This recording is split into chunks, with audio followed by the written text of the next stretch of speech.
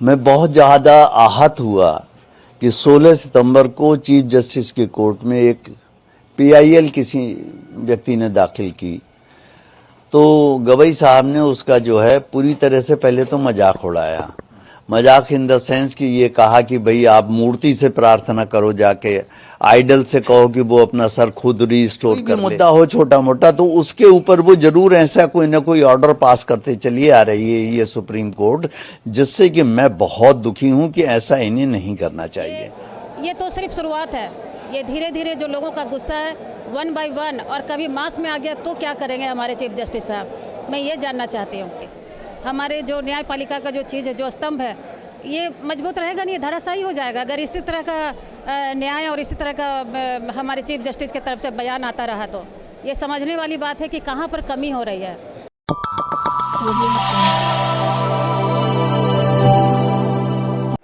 नमस्कार, news express Bharat 7 में आपका फिर से एक बार स्वागत है। इन दिनों टीवी जब ऑन करेंगे तो एक मुद्दा बड़े ज़ोर शोर से चल रहा है। Chief justice of supreme court के ऊपर जो उनके साथ गलत किया गया, जूता उठाकर फेंकने की कोशिश की गई। और दूसरे एक हैं अनिल मिश्रा जी, ग्वालियर से हैं। आपने अंबेडकर जी के बारे में ये कहा है कि उनकी, अंबेडकर जी की संविधान लिखने में कोई भूमिका नहीं रही है, उन्हें बस नायक बना के पेश कर दिया गया है। और भारतवर्ष में ये जानकारी लोगों के दिमाग और जहन में डाल दिया गया है कि भीमराव अंबेडकर जी की कोई योगदान नहीं था संविधान लिखने में। तो आज हम सब बार काउंसिल के ऑफिस में आए हुए हैं, सोचे कि चलते हैं। हमारे रांची के जितने एडवोकेट हैं, बार एसोसिएशन रांची के जितने एडवोकेट हैं, वकील हैं, उन सबों की झारखंड की क्या प्रतिक्रिया है इस पे, ये जानना चाहेंगे। फ़िलहाल आपका शुभ नाम जानना चाहूँगा मैम। अनामिका शर्मा मेरा नाम है और यहीं सिविल कोर्ट में मैं प्रैक्टिस करती हूँ। और आप क्या जानना चाहते हैं बताइए। बस जानना यही चाहता हूँ, इन दिनों आपका महकमा जो खासकर न्याय का महकमा है काफ़ी चर्चे में है। आपने सुना होगा अभी कि हमारे chief justice of supreme court के ऊपर जूता फेंकने की कोशिश की गई। एक वकील, एक एडवोकेट, क्या कहना चाहेंगे? सही हुआ, गलत हुआ? देखिए, आप पत्रकार हैं, आप जो भी बोलते हैं सोच समझ कर बोलते हैं। आप अपने पद के हिसाब से, अपनी गरिमा के हिसाब से समझकर अपना व्यवहार तय करते हैं और उसी हिसाब से आप चलते हैं। चाहे आपको 10 लोगों के बीच में बोलना हो या एक के बीच में बोलना, उसी तरह से हमारे जो चीफ जस्टिस हैं BR गवई, वो भी कहीं बैठे हुए ऊंचे पद पर, जब भी वो बात करते हैं तो उन्हें ये समझना चाहिए कि वो कहाँ पर बैठे हुए हैं और किस तरह की बातें कर रहे हैं। जैसा कि हमारे वकील साहब ने किया सुप्रीम कोर्ट के। सच कहा जाए तो अगर सीधे तौर पे कहूँ, मैं नहीं जानती मेरे साथ फिर क्या होगा। हो सकता है कुछ मेरे पास भी कुछ नोटिस आ जाए या कुछ भी, लेकिन उन्होंने अपना गुस्सा दिखाया है। और गुस्सा उन्होंने, तरीका गलत हो सकता है, लेकिन एक व्यक्ति बहुत ज़्यादा आहत होगा तो क्या करेगा? कोई भी तरीका अपना सकता है वो, कोई भी। और इस आप एक वकील हो के इस तरीके की बात कह रही हैं कि उन्होंने जो किया सही किया, ये आपकी भावना है, मैं उस पर रोक नहीं सकता हूँ। लेकिन क्या ये मैसेज नहीं जाता कि आम लोग भी कल को ऐसा ही करना शुरू कर देंगे? इस पर किनको सुधार करने की ज़रूरत है? समकक्ष कोई नहीं है। आपको पूरे भारत देश के हिसाब से जो भी न्याय व्यवस्था में जो भी न्याय सुनाना, जो भी आपके पास जाता है वहाँ पर केसेज, सबसे लास्ट में आप ही है वहाँ सर्वोच्च शीर्ष पद पर। आप कैसा फैसला देते हैं? आखिर हमारे जो वकील साहब थे, राम किशोर जो थे वकील साहब सुप्रीम कोर्ट के, उन्होंने आहत होकर दिया। इसका मतलब ये सिर्फ उनकी भावना नहीं है, वो इतना बड़ा जो जनमानस है, इतनी बड़ी जो जनसंख्या है हिंदू धर्म की, ये उनके तरफ से मैसेज था। सच्चाई ये कहा जाए, कल को अगर जनता सड़क पर उतर जाए इस चीज़ को लेकर के, तो इसमें कोई अतिशयोक्ति नहीं होगी। ये तो सिर्फ शुरुआत है। ये धीरे धीरे जो लोगों का गुस्सा है 1 बाय 1 और कभी मास में आ गया तो क्या करेंगे हमारे चीफ जस्टिस साहब, मैं ये जानना चाहती हूँ। अब यहाँ पर क्या है दिक्कत कि हम लोग देखते हैं कि जूता फेंका। अरे आपने ये भी देखा होगा कि कभी असेंबली में भगत सिंह ने बम भी फोड़ा था।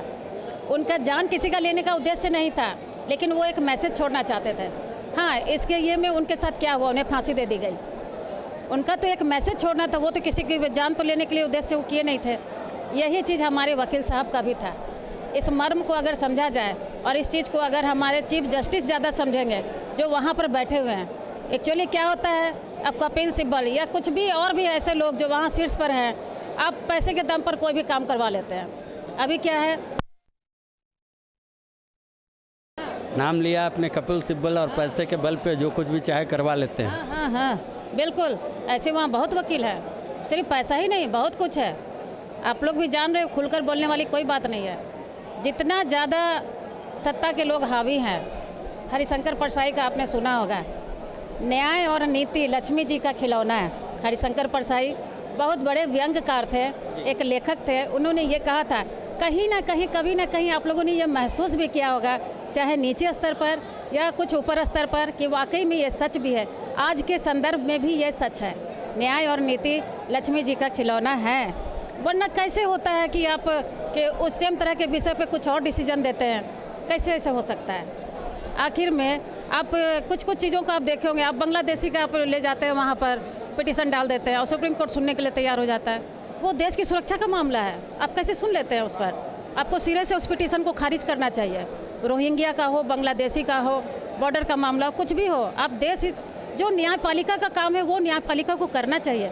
लेकिन आप तो ऐसे कर रहे हैं जैसे आप सर्वोच्च पर बैठ करके कार्यपालिका से ऊपर हो गए हैं। आप ही कि वो भी सर्वोच्च पद पर बैठे हुए हैं और किसी खास समुदाय के, जो बहुसंख्यक है हिंदू में, या किसी भी धर्म के हो, किसी भी समुदाय के हो, किसी भी पंथ के हों, किन्हीं के भगवान को बोलने का अधिकार किसने दे दिया, जबकि वो खुद आप जैसे वकीलों के द्वारा मी लॉर्ड, मेरे भगवान बोले जाते हैं। एक भगवान बोला जाता है और भगवान होकर ये कह रहे हैं कि आप जाओ भगवान विष्णु से बात करो, वही ठीक करेंगे। ये बोलना उचित था क्या? कहीं से उचित नहीं था। आप तो सीधा सीधी चीज़ों पर फोकस नहीं करके आप मजाक उड़ा रहे हैं, डायरेक्ट आप मजाक उड़ा रहे हैं। ये जो भी हुआ आज छोटे स्तर पर हुआ है, बहुत ही छोटे स्तर पर, लेकिन कल अगर बड़े स्तर पर होगा तो इसमें कोई आश्चर्य की बात नहीं होगी। हमारे जो न्यायपालिका का जो चीज़ है, जो स्तंभ है, ये मजबूत रहेगा नहीं, धराशायी हो जाएगा अगर इसी तरह का न्याय और इसी तरह का हमारे चीफ जस्टिस की तरफ से बयान आता रहा। तो ये समझने वाली बात है कि कहाँ पर कमी हो रही है। और आपको अपना मर्यादा, मान मर्यादा संभाल के रखना, अपना इज्जत बचा के रखना है, तो थोड़ा तरीका से चलिए, बस मेरा तो यही कहना है। और इधर ग्वालियर की घटना आपने सुना होगा, आप ही के बिरादरी हैं, वकील हैं और नामी गिरामी वकील हैं, अनिल मिश्रा नाम है उनका। उन्होंने अंबेडकर जी की भूमिका को गौण कर दिया है और ये कहा है कि BN राव ने संविधान लिखा था, जिसका ये बोल रहे हैं कि हमारे पास सारा प्रूफ है, सारा सबूत है, आप आइए और हम इसे प्रूफ करेंगे। इसके लिए उन पर FIR हुआ। वो स्वतः SP ऑफिस चले गए कि मुझे अरेस्ट करो, मगर उन्हें अरेस्ट नहीं किया गया है। तो आप लोग क्या सोचते हैं, हमारे रांची के वकील, हमारे रांची के वकील बिरादरी, क्या उन्होंने कोई अध्ययन किया है कि भीमराव अम्बेडकर जी की कोई भूमिका नहीं थी, वो मात्र नायक बना के पेश किए गए? ऐसा अनिल मिश्रा जी का कहना है। बड़ी बड़ी किताबें लेकर बैठे हुए बता रहे हैं कि मैं एक एक चीज़ प्रूफ करूँगा। देखिए, जैसा कि हमने भी पढ़ा, आपने भी पढ़ा है, हिस्ट्री में हम लोग सभी ने पढ़ा है। जो पढ़े हैं वही हिस्ट्री हमारा आप भी जानते हैं। अब सोशल मीडिया है तो कुछ नया चीज़ भी लोगों के द्वारा जो कुछ रह गया था, कहीं कुछ दब गया था, वो भी आ रहा है, ठीक है। लेकिन मुख्यतः हमने क्या पढ़ा है कि बी आर अम्बेडकर जो थे वो प्रारूप समिति के अध्यक्ष थे संविधान सभा के। हम लोग सभी कोई जानते हैं, इतने सारे पेजेज के, इतने भाग के जो हमारे संविधान सभा बने हुए, उसमें इतने जो लोग थे उस संविधान सभा में, उस समय जो निर्वाचित होकर के आए थे, हम लोग जो पढ़े हैं वही हम लोग जानते हैं, कुछ एक्स्ट्रा तो जानते नहीं हैं। और उस समय जो भी चीज़ हुआ था मिलजुल करके हुआ था। हाँ, वो अध्यक्ष तो थे ही, कुछ अपने विचार उन्होंने डाले होंगे, यही बात है। बाकी क्या लिखा गया, और जैसा हम लोग जानते हैं कि हम लोग का संविधान खिचड़ी है और इसीलिए सारे देश का संविधान का अच्छी बातों को लेकर के कुछ अपने देश की संस्कृतियों के हिसाब से कुछ बना करके उसमें हम लोगों ने डाला था। अब उसमें क्या हुआ है, नहीं हुआ है, नया चीज़ क्या लाया गया है, राव साहब ने क्या अध्ययन किया है, ये तो समझने वाली। तो हिंदू के जो सवर्ण हैं, ब्राह्मण हैं, खासकर ब्राह्मण हैं, इसके अलावा हिंदू हैं, हिंदुओं के देवी देवता हैं, उन सबों को ये रावण की जो पार्टी है खासकर, जिसे नीला कबूतर के नाम से वो बुला रहे हैं, वो लोग ज़रूरत से ज़्यादा ट्रोल करना शुरू कर दिए हैं, जिसकी ये प्रतिक्रिया है। मेरा मतलब है, उनका कहना है कि मेरा मतलब है कि अंबेडकर जी को अगर आज बदनाम किया जा रहा है, अंबेडकर जी की ये सच्चाई अगर सामने आ रही है तो उसमें सबसे बड़ी भूमिका उन्हीं की है जो उनका नाम रात दिन लिया करते हैं, दलित वर्ग के, खासकर ये रावण श्री के जो लीडर हैं, नेता हैं, उन लोग का। और वो लोग सचमुच में ऐसा आप भी देखते होंगे कि हिंदू धर्म को, हिंदू भगवान को बहुत ज़्यादा ट्रोल किया करते हैं, जिसके बाद ये अंबेडकर जी की स्थिति हो रही है। पॉलिटिक्स अब तो हर आम आदमी भी चाहता है कि हम पॉलिटिक्स है, मैंने पॉलिटिशियन है, पॉलिटिक्स में चले जाएं, इस तरह का लोग सोचते हैं, कुछ का कुछ बोलते रहते हैं। लेकिन वास्तव में अगर अंबेडकर साहब की जीवनी को आप पढ़ते हैं या कुछ समझने की कोशिश करते हैं, उनके जीवन से भी शिक्षा लेने वाली बात है। उनका तो बताया गया है, और जिनकी भूमिका रही संविधान बनाने में, उनको पूरा गौण कर दिया गया, सामने आने ही नहीं दिया गया। जाहिर सी बात है, हमको आपको जो पढ़ने मिलेगा वही पढ़ेंगे, सच बात सामने ही नहीं आने दिया गया है। इस पर आप क्या प्रतिक्रिया देंगे? नहीं, ऐसा हुआ है, सच्चाई सामने बहुत सारी नहीं आ पाई है।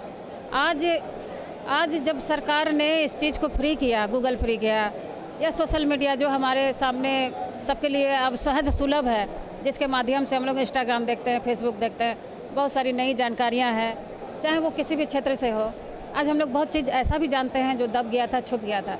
ये संभव हो सकता है, इसमें कोई बड़ी बात नहीं है कि कुछ नया चीज़ आपके सामने रखा जा रहा हो, लेकिन ये तो फिर और ज़्यादा विस्तारित रूप से समझने वाली बात है ना, कि क्या सच्चाई है क्या नहीं, और ज़्यादा उस पर रिसर्च करने की ज़रूरत है। आखिरी में, क्योंकि आप लोग का समय बड़ा कॉस्टली होता है, आखिरी में एक सवाल पूछना चाहूँगा। अभी तक हमारे देश में हिंदू मुस्लिम हो रहा था, पीडीए हो रहा था, आपको नहीं लगता है कि अब आपका वर्ग इसमें कूदा है, अब हिंदू समुदाय में ही दो पार्ट होने के कगार पे है? एक दलित अपना अलग टीम बना लिए हैं, नीले कबूतर जिनको बोल रहे हैं अनिल मिश्रा जी, और एक तरफ सवर्ण हैं, ये लोग भी हुंकार भर रहे हैं कि आओ हम भी देख लेंगे। तो इसमें अब नहीं लग रहा है कि वकील साहब लोग की भूमिका होते जा रही है दो पार्ट करने में? खुल के पूछ रहा हूँ मैं। नहीं, सच्चाई क्या है समझिए। हमारे देश का संविधान एक खास वर्ग के लोग, विशेष समुदाय के लोग बिल्कुल नहीं मानते हैं। इसमें बोलने वाली बात नहीं, ये हम भी समझते हैं, आप भी समझते हैं, हर जन समझता है कि मदरसा में क्या पढ़ाया जा रहा है। मदरसा में अगर मदरसा के बच्चों से आप पूछिए, वो बता नहीं पाएंगे पीएम का कौन हमारे देश का पीएम है, क्या नाम है। वो तो ठीक है, वो तो चल ही रहा है, लेकिन इन दिनों जो अभी हो गया है दलित वर्सेस सवर्ण, दलितों को भटकाया जा रहा है। कौन भटका रहे हैं आप लोग के नज़र से? पॉलिटिक्स है, ये तो विरोधी पक्ष आप भी जानते हैं, महाठगबंधन, महागठबंधन जो भी है, आप भी जानते हैं, हम भी जानते हैं, पॉलिटिक्स है। हमारे यहाँ हिंदू धर्म में जाति पाति का व्यवस्था कुछ था ही नहीं। ब्राह्मण उन्हें कहा जाता था जो अध्ययन और अध्यापन के काम में लगे हुए थे, और क्षत्रिय उन्हें कहा जाता था जो सुरक्षा के काम में लगे हुए थे, और वैश्य उन्हें कहा जाता था जो अर्थ सेवा के काम में लगे हुए थे, कमाना खाना सब व्यापारी काम में। शूद्र कहा जाता था जो सेवा के काम में लगे थे। बिना शूद्र के अध्ययन अध्यापन करने वाले ब्राह्मण का भी काम नहीं चलता, किसी का भी नहीं चलता। आखिर इसको किस तरह से मैंने किन लोगों ने इसको किताब में उतारा, क्या किया, क्यों ऐसे जाति व्यवस्था को मैंने चेंज किया? ये तो आप जानते हैं कि ये पूरा घोर साजिश है, ये साजिश के तहत किया गया। आज भी हिंदू धर्म में कोई गुणी आदमी है तो उसको हम लोग बिना जात पात के ही समझते हैं कि नहीं ये मेरिट वाला लड़का है या मेरिट वाला इंसान है, इसको आगे बढ़ाना है। मोदी जी का क्या जात है, हम तो ये जाने बिना उनको वोट देते हैं। योगी जी का क्या जात है, हम जाने बिना उनको वोट देते हैं। हम ये तो समझने का प्रयास नहीं करते, हम सिर्फ जानते हैं वो देशभक्त व्यक्ति हैं, उनके लिए हमको वोट देंगे तो उनका हाथ मजबूत होगा, मेरे लिए कर पाएंगे। अगर हम ये समझते हैं कि नहीं मैं ब्राह्मण हूँ और वो ब्राह्मण नहीं है, उन्हें वोट क्यों दूँ, तब तो देश का सारा चीज़ चरमरा जाएगा। वैसे तो हो नहीं सकता है ना। अगर आपको समझूँ तो ये सारा जितनी भी घटनाएं हो रही हैं देश में, उसमें कहीं ना कहीं वोट का चक्कर है। वोट का चक्कर बिल्कुल है, और ये हिंदू अगर जिस दिन एकजुट हो गया, ये भी चक्कर ख़त्म हो जाएगा, यही सच्चाई है। हिंदू जिस दिन एक हो गया, ये भी चक्कर ख़त्म हो गया। कितने पते की बात है, आप रेल में सफ़र करते हो, कभी आप पूछते नहीं हो आपकी जाति क्या है, आप चाय पीते हो। होटल में जाते हो, कभी आपने पूछा है कि आपकी क्या जाति है? या किसी होटल में जब ठहर रहे हो, कौन सा बहरा आके आपको सर्विस दे रहा है, कभी आपने पूछा है आपका जात क्या है? मगर आप जाति पाति वहाँ पूछते हैं जहाँ से आपके हमारे देश का, हमारे राज्य का भविष्य तय होता है, वोटिंग के टाइम में। और वोट के चक्कर में आज के तारीख में हिंदू, मुसलमान, दलित, सवर्ण, अगड़ा, पिछड़ा की ये लड़ाई चल रही है। जिसमें अब कहीं ना कहीं भारत के तमाम कानून के जानकार, एडवोकेट, वकील की टोली आ गई है। उसमें भी आप देखेंगे तो दो वर्ग है, एक जो जस्टिस के पक्ष में खड़ा है और एक अनिल मिश्रा और वो वकील साहब जिन्होंने जूता उठाया था उनके पक्ष में खड़ा है। मजबूत देश के लिए ये सही नहीं है। सर्वोच्च पद पे बैठे हुए व्यक्तियों को, तमाम भारतवासियों के भावना की कदर करनी चाहिए, भावना को सम्मान देना चाहिए। आप भावना को सम्मान देंगे तो सामने वाले की भावना आपको सम्मान देगा। रांची से मैं गौतम, न्यूज़ एक्सप्रेस भारत के लिए। मैम, आपका बहुत बहुत धन्यवाद। जरूर, आपका भी धन्यवाद। तो चलें।